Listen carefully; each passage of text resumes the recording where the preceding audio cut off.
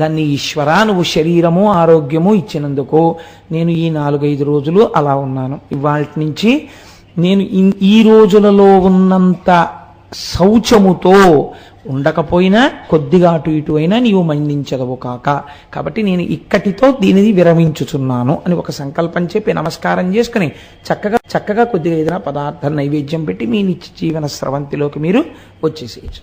నేను అనుకుంటున్నాను, నేను దీని గురించి స్పష్టంగానే చెప్పాను అని నేను అనుకుంటున్నాను. మరి నేను చెప్పాను కాబట్టి స్పష్టంగా నాకు అనిపించిందో, ఇందులో ఏవైనా మీకు సహేతుకమైన అనుమానాలు ఏవైనా ఉన్నాయా అని చెప్పిన దాంట్లో?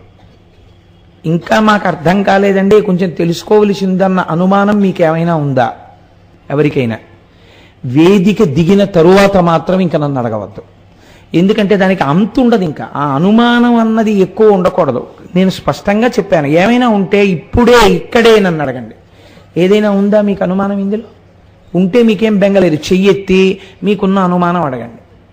ఏమీ లేదు కదా, లేకపోతే సంతోషంగా ఉండండి. కాబట్టి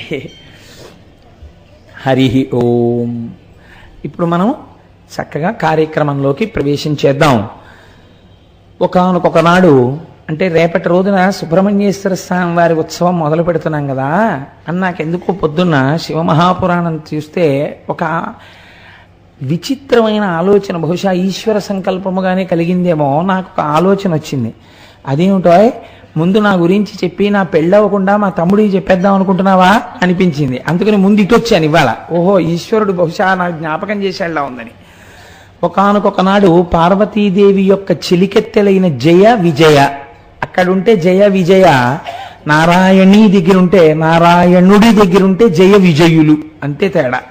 కాబట్టి జయ విజయ వాళ్ళిద్దరూ అమ్మవారితో ఈశ్వర సంకల్పం ఒక గొప్ప పని జరగాలి కాబట్టి వాళ్ళ అమ్మవారితో ఒక మాట చెప్పారు. అమ్మా, నంది ఉన్నాడు, నిన్ను వహిస్తాడు, శంకరుణ్ణి వహిస్తాడు, కానీ ఆయనకి కించిత్ శంకరుడి మాట ఔదల దాల్చడంలోనే సంతోషం ఎక్కువ. భృంగి అంతే, నీకు తెలుసుగా, అసలు కందిరీగగా తొలిచేసి ప్రదక్షిణం చేసినవాడు. మన మాటే వినేవాడు ఒకడు లేడమ్మా, ఈ మాట రాకూడదు. వాళ్ళిద్దరూ ఒకటి పార్వతీ పరమేశ్వరులు. బహుశా అమ్మవారు కూడా ఒక కొత్త పాఠం నేర్పాలనుకుని ఉంటుంది. మన మాటే వినేటటువంటి వాళ్ళు మనకుంటే బాగుంటుందమ్మా సేవకులు. కావుననొక్క సమర్థుని శ్రీవలయ సృజించి ద్వార సీమనను నిచినన్ సేవించు నతడు జాగర భావముతో నీదు సెలవు పరమేశాని. అమ్మ, ఒక్కడిని నువ్వు సృష్టించి ద్వారపాలకుడిగా పెడితే వాడు నీ మాటే వింటుంటాడు. అలాంటి వాడిని ఒకడిని తయారు చెయ్యమ్మా, మన అంతఃపురాన్ని కాపాడడానికి పనికొస్తాడు. దంపతుల్లో అలా ఉంటుందండి. అందులో వాళ్ళిద్దరూ ఆగర్ధ ఇవ సంపృక్తవు ఆగర్ధ ప్రతిపత్తయే. సరే, ఆ జయ విజయ చెప్పినటువంటి మాటని విన్నటువంటి పార్వతీదేవి అలాగే తయారు చేద్దాం, దానికి వచ్చిన లోటు ఏముందని తన శరీరమునకు ఉన్నటువంటి మలమును ఒక నలుగు పిండిలా తీసింది స్నానం చేసేటప్పుడు. ఇది వినడానికి కొంచెం చిత్రంగానే ఉంటుంది ఈ కథ. నలుగు తీసి అక్కడ పెట్టింది. పెడితే పిల్లవాడు చాలా అందంగా ఉన్నాడు. ఆ పిల్లవాడు ఎలా ఉన్నాడన్న ధ్యాన శ్లోకం కానీ ఆ పిల్లవాడు ఎలా ఉన్నాడన్న ఫోటో కానీ లోకంలో లేవు. పార్వతీదేవి నలుగు పెట్టిన పిల్లాడు ఎలా ఉన్నాడన్నది ఎవరికీ తెలియదు. ఆ పిల్లాడిని ఒకరిని తయారు చేసింది. వీడు చాలా బాగున్నాడని అమ్మవారు సంకల్పం చేసింది, ప్రాణప్రతిష్ఠ చేసింది. వాడు టంగుని లేచి కూర్చున్నాడు. అమ్మవారు అంది, అబ్బాయి నువ్వేం లేదురా, నువ్వు నా కుమారుడవు, నేనే కదా సృష్టించాను, కాబట్టి నువ్వు వెళ్ళి ద్వారమునందు కూర్చుని ఎవ్వరూ లోపలికి రాకుండా నిలుపు అంది. ఎవ్వరు అన్న దాంట్లోకి శివుణ్ణి కూడా కలిపేశాడు ఆయన. కాబట్టి ఇప్పుడు ఏం చేశాడు ఆయన? అక్కడ ద్వారం దగ్గర కూర్చున్నాడు. ఈ కథ మీ అందరికీ తెలుసున్నదే. ప్రమథగణాల్లో నందీశ్వరుడు వెనక శివుడు విజయం చేస్తుండగా ముందు లోపలికి వెళ్ళబోయాడు. అలా కుదరదన్నాడు ఈ పిల్లాడు. అనేటప్పటికి ముందు శంకరుడు జోక్యం చేసుకోలేదు. ప్రమథగణాలు లోపలికి వెళ్ళడానికి వీలు లేదంటే ఏమవుతుంది? యుద్ధం ప్రారంభమైంది. ఈ పిల్లాడికి వాళ్ళకి యుద్ధం జరుగుతుంటే ఎవరు సలహా చెప్పారో వాళ్ళే అమ్మవారి దగ్గరికి వచ్చి, అమ్మ పిల్లవాడికి శక్తులు ఇయ్యమ్మా, యుద్ధం చేస్తున్నాడు అన్నారు. అమ్మవారు శక్తులు ఇచ్చింది. ఆ పిల్లవాడు అద్భుతమైన యుద్ధం చేసి ప్రమథగణాలందరినీ ఓడించేశాడు. ఇంకా అక్కడి నుంచి చతుర్ముఖ బ్రహ్మగారు, శ్రీ మహావిష్ణువు వాళ్ళు కూడా వచ్చేశారు యుద్ధానికి. ఇదేమిటి శంకరుడికి ఇంత ఉపద్రవం వచ్చింది? వాళ్ళందరూ ఎప్పుడు ఒకటే మాట మీద ఉంటారండి. ఉన్నదొక్కటి మూడుగా కనపడాలి. మీకు ఏం చెప్పాలన్నా ఈ ముగ్గురితోనే చూపించాలి, నాలుగో వాడితో కుదరదు. ఎందుకంటే అదే మీకు పాఠం చెప్పాలి, అదే మూడుగా మారి చేసేస్తుంటుంది అలా కథని. కాబట్టి ఇప్పుడు అందరూ వస్తే శంకరుణ్ణి లోపలికి పంపించలేదు ఆయన. పంపించకపోతే శంకరుడు చేతిలో త్రిశూలాన్ని పట్టుకుని ఆయన కంఠానికి గురిపెట్టి విసిరాడు. విసిరితే ఆ కంఠాన్ని ఉత్తరించేసింది త్రిశూలం. ఆ పిల్లవాడు మరణించాడు, కింద పడిపోయాడు. కింద పడిపోయిన తర్వాత శంకరుడు లోపలికి వెళ్ళాడు. ఏదో ఇద్దరూ సంతోషంగా మాట్లాడుకుంటున్న సమయంలో పార్వతీదేవి బయట పెట్టినటువంటి పిల్లవాడికి సంబంధించినటువంటి ప్రస్తావన వచ్చింది. ఆ పిల్లవాడు చనిపోయాడు, నేను త్రిశూలధారల చేత చంపేశానన్నాడు. అయ్యో అయ్యో అయ్యో, ఆ పిల్లవాడిని నేనే సృష్టించాను, వాడు నా పిల్లాడు చంపేశారా అని చెప్పి పార్వతీదేవి దుఃఖాన్ని పొందింది. ఆవిడ దుఃఖాన్ని ఉపశమింప చేయడానికి దేవతలందరూ వచ్చారు. ఆవిడ శంకరుణ్ణి నువ్వు మళ్ళీ నా బిడ్డని బ్రతికించు అంది. అంటే ఆయన అన్నాడు, మీరు ఉత్తర దిక్కుగా వెళ్ళండి, ఉత్తర దిక్కుగా వెడితే కనపడినటువంటి మొట్టమొదటి ప్రాణి ఏది ఉంటుందో దాని తలకాయ తీసుకురండి, ఆ తలకాయ ఈ పిల్లాడికి పెడతానన్నాడు. మొట్టమొదట ఏనుగు కనపడింది, దాని తలకాయ ఎట్టుకొచ్చారు. ఆ ఏనుగు తలకాయని ఈ పడిపోయినటువంటి పిల్లవాడి యొక్క కంఠానికి కలిపాడు. అంటే బహుశः హెడ్ ట్రాన్స్ప్లాంటేషన్ అన్నది చేసిన మొట్టమొదటి డాక్టర్ ప్రపంచంలో పరమశివుడేనేమో. ఎందుకంటే ప్రథమో దైవ్యోభిషకో అని రుద్రాధ్యాయంలో ఉంది కదా, ఆయనే మొదటి వైద్యుడు లోకానికని. కాబట్టి ఆయన తలను అంటించాడు. అంటిస్తే ఆ పిల్లవాడు లేచి కూర్చున్నాడు చక్కగా. కూర్చుని ఇప్పుడు వాడికి శంకరుడు తెలిసాడు, అది విచిత్రం. శంకరుడు తెలిసి ఆయనకి నమస్కారం చేశాడు. తండ్రి మీ పాదములకు నమస్కారములు అన్నాడు. వెంటనే శంకరుడు కూడా వాడిని ఎత్తి తొడ మీద కూర్చోబెట్టుకున్నాడు. తొడ మీద కూర్చోబెట్టుకున్న తర్వాత ఓ చిత్రం జరిగింది. ఈలోగా సుబ్రహ్మణ్యేశ్వర స్వామి వారు కూడా పుట్టేశారు. అంటే రేపు ఇంకా మనకి ఎలాగో రేపు పుడతారు ఆయన. కాబట్టి ఈ ఇద్దరు పిల్లలతో సంసారం చక్కగా నడిచిపోతోంది. ఒక రోజున ఓ యోగ్యమైన సంబంధం వచ్చింది. అది విచిత్రం. మగపిల్లలు ఇంట్లో ఉంటే అడుగుతారు కదండి, మీ అబ్బాయికి చేసుకుందాం అనుకుంటున్నామండి, మా అమ్మాయిని ఇవ్వాలనుకుంటున్నామని. అలా విశ్వరూప ప్రజాపతి అన్న ఆయన తన ఇద్దరు కుమార్తెలు సిద్ధి బుద్ధి వాళ్ళని ఇవ్వాలనుకుంటున్నానన్నాడు. చాలా గొప్ప సంబంధం అని చెప్పి ఇద్దరికీ చేసుకోవాలనిపించింది అన్నారు. అనిపిస్తే ఎవరు భూప్రదక్షిణం చేసి వస్తే వాళ్ళకు ముందు పెళ్లి చేస్తానబ్బాయి అన్నాడు శంకరుడు. మహానుభావుడు సుబ్రహ్మణ్యుడు వెళ్ళాడు, గణపతి వెళ్ళారు. గణపతిది మూషిక వాహనం. అందుకని ఆయన ఏం చేశారట, పిత్రోశ్చ పూజనం కృత్వా ప్రక్రాతించకరోతియా తస్మై వై పృథివీజన్యం తస్య వై పృథివీజన్యం ఫలం భవతి నిశ్చితం. తల్లిదండ్రులిద్దరికీ ఆయన 7 మార్లు ప్రదక్షిణం చేశారట. ప్రదక్షిణం చేసి వాళ్ళని పత్ర పుష్పములతో పూజ చేశారు. చేస్తే ఎక్కడికి వెళ్ళినా సుబ్రహ్మణ్యుడికి ముందు వినాయకుడు వెళ్ళిపోతున్నట్టుగా కనపడింది. ఎవరు తల్లిదండ్రులకు రోజు నమస్కారము చేస్తారో వాళ్ళకి సాక్షాత్తుగా పార్వతీ పరమేశ్వరులకు నమస్కరించినటువంటి ఫలితము వాళ్ళ ఖాతాలో పడిపోతుంది. వాళ్ళకి ప్రదక్షిణం చేస్తే భూప్రదక్షిణం చేసినటువంటి ఫలితం పడిపోతుంది. కాబట్టి అలా చేయకపోతే, చేస్తే పడిపోతుంది, చేయకపోతే ఏమవుతుంది అంటే తీర్థయాత్ర ఫలితం కదండి పడుతోంది. శాస్త్రం ఎక్కడికి సమన్వయం చేసిందో తెలుసా? అపహాయ గృహయో వై పితరౌ తీర్థమావ్రజేత్ తస్య పాపం తథా ప్రోక్తం హననీచ తయోర్యథాః.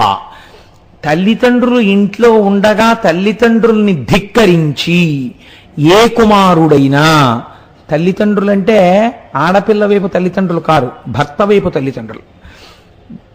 కుమారుడు తల్లిదండ్రుల్ని ధిక్కరించి వాళ్ళ మాట వినకుండా తీర్థయాత్రకి వెళ్ళిపోతే తల్లిని తండ్రిని చంపినటువంటి పాపాన్ని వాడి ఖాతాలో వేస్తారు. తీర్థయాత్రకు వెళ్ళినటువంటి ఫలితాన్ని ఇవ్వరు.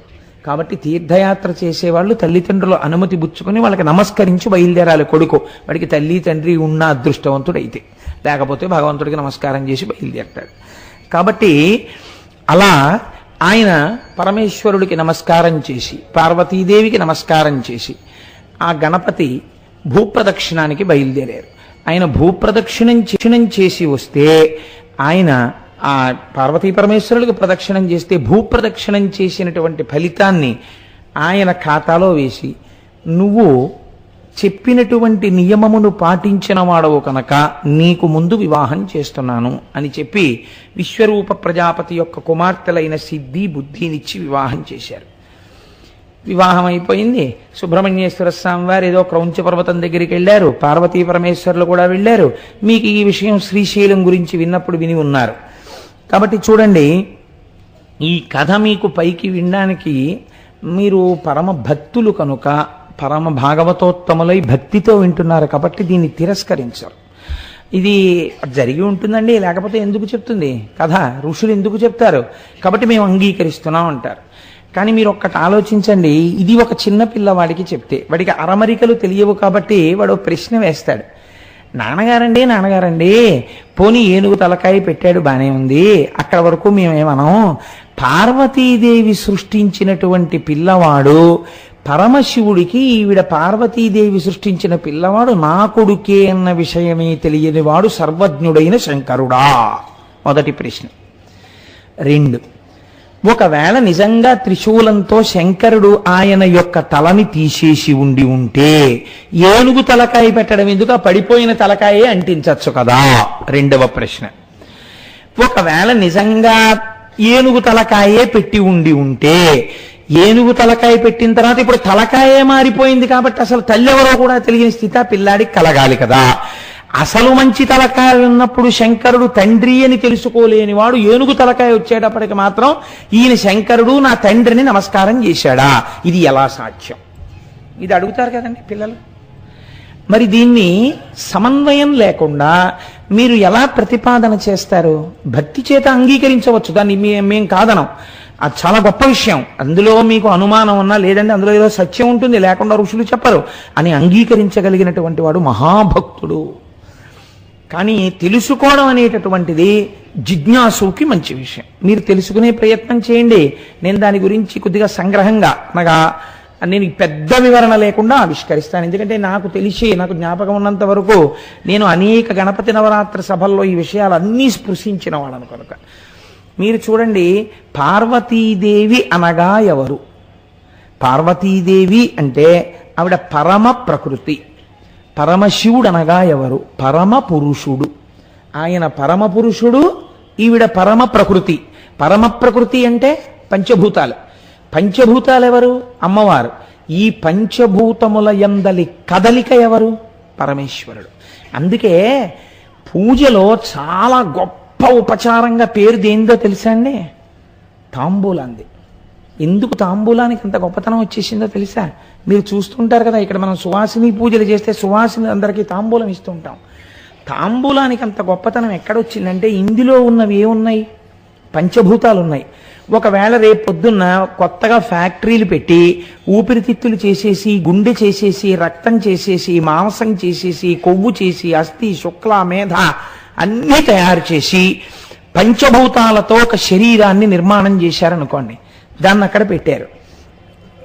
ఈ శరీరము పంచభూతములతో మీరు తయారు చెయ్యగలరేమో కానీ దీన్ని మీరు కదపగలరా?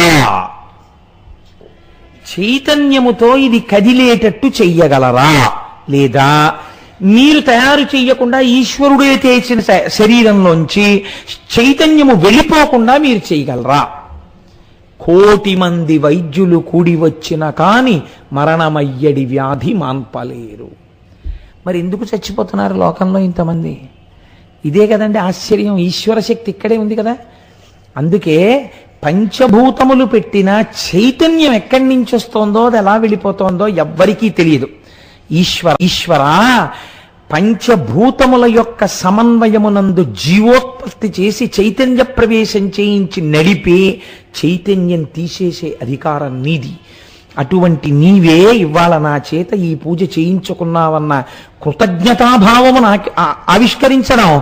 తామలపాకు, లవంగాలు, యాలుకలు, జాపత్రి, జాజికాయ, వక్కపొడి అన్నీ వేసి మడత పెట్టి నోట్లో పెట్టుకుని నవిలితే నోరు ఎరుపు రంగెక్కింది. ఆకుపచ్చ, నలుపు, తెలుపు కలిపితే ఎరుపు నోరు ఎలా అయింది? ఈ ఎరుపు భగవత్ కారుణ్యం. అది పంచభూతముల యందు కదలినటువంటి చైతన్యం. ఈ చైతన్యం నీ సొత్తని చెప్పడం. కాబట్టి ఇప్పుడు అమ్మవారు పరమ ప్రకృతి అంటే అమ్మవారు ఏం చేస్తుంది? ఈ భూతములన్నింటినీ తయారు చేస్తుంది. ఈ శరీరములన్నీ అమ్మవారి అనుగ్రహంతో తయారయ్యాయి. లోపల ఉన్నటువంటి చైతన్యం ఎవరు? శివుడు. ఇప్పుడు అమ్మవారు సృష్టి చెయ్యడము అంటే ఏమిటి? కేవలము ప్రకృతికంగా తయారైంది, శివ సంబంధం లేదు. శివ సంబంధం లేదంటే చైతన్యము లేని ప్రాణిని కాదు ఇక్కడ అర్థం. శివ సంబంధమైన ఎరుక లేదు. లోపల ఉన్న చైతన్యము నేనన్నది తెలియదు. పైనున్న ఇది నేననుకుంటోంది. ఇది నేనని ఎందుకు అనుకుంటోంది? 3 గుణముల చేత బంధింపబడి ఉంది. అవి సత్వము, రజస్సు, తమస్సు. ఈ 3 గుణములే ప్రకృతి యొక్క మలము. అదే అమ్మవారి శరీరంలోంచి వచ్చిన మలం. ఈ ఈ మలముతో తయారయ్యాడు ఆ పిల్లవాడు. అంటే త్రిగుణముల యందు కొట్టుమిట్టాడుతున్నవాడు గుణాతీతుడు కాడప్పటికి. కాబట్టి ఈ తలకి ప్రకృతి తెలుసు, పురుషుడు తెలియడు, పరమపురుషుడు తెలియదు, శివుడు తెలియదు. లోపల ఉన్న చైతన్యం బయట నిలబడిన శంకరుడన్న విషయం వాడికి తెలియదు. నీలో ఉన్న చైతన్యం శివాలయంలో లింగం అని వాడికి తెలియదు. కాబట్టి ఇప్పుడు ఆయన ఏం చేశాడు? దానితోనే పోరాటం చేశాడు. ఇప్పుడు శంకరుడు దేంతో తరిగేశాడు? తల త్రిశూలంతో తరిగేశాడు. త్రిశూలం అంటే ఏమిటి? త్రైగుణ్యం శూలమే తస్య పరసు సత్యనిష్టత. ఆ పైన ఉన్నటువంటి 3 త్రిగుణములు, ఈ 3 గుణములకు ఆధారమైనటువంటి సత్యము శంకరుడి చేతిలో ఉన్న త్రిశూలము. ఆయన గుణాతీతుడు. ఎప్పుడైతే శివుడి చేతి త్రిశూలం ఆ కంఠానికి తగిలిందో త్రిగుణములకు సంబంధించినటువంటి బుద్ధి పోయింది. పోయి ఇప్పుడు ఏ తలకాయ పెట్టబడింది? గజ, ఏనుగు తలకాయ పెట్టబడింది. గజముఖము అని కదండి అంటాం. గ అంటే గతి, కదలడం. జ అంటే పుట్టడం. ఎందులోంచి పుట్టి ఎందులో కెడుతున్నాడో తెలిసిపోయింది ఇప్పుడు. అంటే ఇప్పుడు శివ సంబంధం వచ్చేసింది. ఇప్పుడు శివుడు తెలిసిపోయాడు. ఇది తెలిసిపోవడం గజముఖం. ఇప్పుడు ఈ గజముఖం వచ్చేటప్పటికి శంకరుడు తెలిసిపోతాడు కదండి. అందుకని శంకరుడికి నమస్కారం చేస్తాడు. ఇది మీరు చెయ్యవలసిన ఉపాసనా క్రమాన్ని ఆయన యొక్క మూర్తి ద్వారా లోకానికి తెలియచెప్పడం.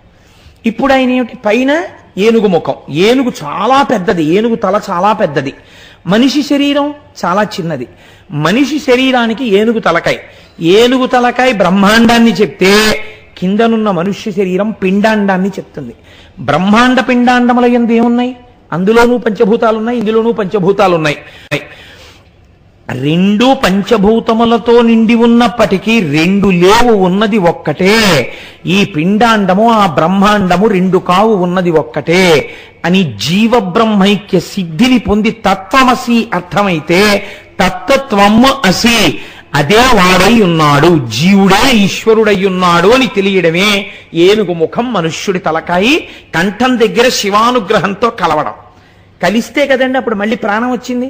కాబట్టి తత్వమసి మహావాక్యం నడయాడితే మహాగణపతిగా తిరుగుతున్నారు. కాబట్టి ఇప్పుడు ఆయన ఎవరయ్యాడు? వినాయకుడు అయ్యాడు. వినాయకుడు అంటే వి అంటే విశిష్టమైన నాయకుడు అయ్యాడు. ఇప్పుడు మీరు ఆయన ఉపాసన చేస్తే ఆయన మిమ్మల్ని ఎక్కడికి తీసుకెడతాడు? ఆయన కూడా మిమ్మల్ని అటువంటి పదంలోకే తీసుకెడతాడు. ఇప్పుడు ఆయన దేనికి నాయకుడు? విఘ్నమునకు నాయకుడు. విఘ్నం అంటే ఏమిటి? మీరు చేద్దామన్న కార్యం జరగకుండా పోయేటట్టుగా చేసేదాన్ని విఘ్నం అంటారు. ఆ విఘ్నాన్ని తీసేస్తాడు. అంటే ఏం చేస్తాడు? మీరు ఎక్కడికి చేరాలో అక్కడికి చేర్చేస్తాడు. ఈ చేర్చేయడం చాలా గమ్మత్తైన ప్రక్రియ. మీరు గణపతి కాబట్టి పరబ్రహ్మమై ఉన్నాడు. ఈయనకి సిద్ధి బుద్ధి భార్యలు. ఎవడు బుద్ధిని ఉపయోగిస్తాడో వాడు సిద్ధిని పొందగలడు. బుద్ధి ఎవరికి ఉంది? లోకంలో ఏ ప్రాణికి లేదు, ఒక్క మనుష్య ప్రాణికే ఉంది. బుద్ధి అంటే నిశ్చయాత్మకము. మీరు బాగా గుర్తుపెట్టుకోండి. నిశ్చయము చేసేదాన్ని బుద్ధి అని పిలుస్తారు. మనకి చిత్రం ఏమిటంటే 2 మీకు కనపడవు, ఇవే మీ జీవితాన్ని శాసిస్తాయి. మన ఏవ మనుష్యానాం కారణం బంధమోక్షయోహో. మనస్సు ఇది సంకల్ప వికల్ప సంఘాతము. కానీ దీనికి ఉన్నటువంటి దురదృష్టం ఏమిటంటే ఇది ఎంతసేపు చెప్పినా ఇది చెప్పగలదు తప్ప నిర్ణయం చెయ్యలేదు. ఇది చాలా తెలివైనటువంటి గుమాస్తా లాంటిది. నోట్ ఫైల్ రాయగలదంతే, ఆఖరి సంతకం ఆయనే పెట్టాలి పై అధికారి. అది బుద్ధి. ఇది ఏం చేస్తూ ఉంటుంది అంటే చెప్తుంది. పోన్లే వాడు ఎవరో ఏదో చెప్తున్నాడు కదా, పోనీ అక్కడికి ఎడదాం, 4 మాటలు వినొద్దాం, పోని పోయిందేముంది, ఏదో సుబ్రహ్మణ్యుడు వింటే చక్కగా పిల్లలకి మంచిది అంటున్నాడు కదా, పోని వెళ్ళొద్దాం అంటుంది. మళ్ళీ అదే ఏమంటుందంటే ఏదో అలా అంటూనే ఉంటా, అనకపోతే పెడతారండి మీరు, అందుకని వాడు అలా అంటాడంతే ఉతిదే. నిజంగా నేను అలా చెప్పాను అనుకోండి, నాకు ఆ ప్రారంభం ఏం లేదు. నాకు ఒకళ్ళున్నా ఇద్దరున్నా అని చెప్తే, అలా నీ సంఖ్యల కోసం ఉపన్యాసాలు చెప్పడం నాకేం అలవాట్లేదు. కాబట్టి నువ్వు అదంతా ఎందుకు, హాయిగా టీవీ చూడు అని అదే చెప్తుంది. ఇప్పుడు టీవీ చూడాలా ఉపన్యాసానికి వెళ్ళాలా ఎవరు నిర్ణయించాలి? 2 మాటలు విని నిశ్చయం చేసేది ఏది ఉందో అది బుద్ధి. అందుకే మన శాస్త్రాలు ఎంత గొప్పవో తెలుసా అండి. ఏమడుగుతామంటే మనం ధియో యోన ప్రచోదయాత్, ధియో యోన ప్రచోదయాత్. గాయత్రి చేయడం అంటే అదే. అమ్మా నా బుద్ధిని ప్రచోదనము చేసెదవుగాక, నా బుద్ధిని ప్రచోదనము చేసెదవుగాక.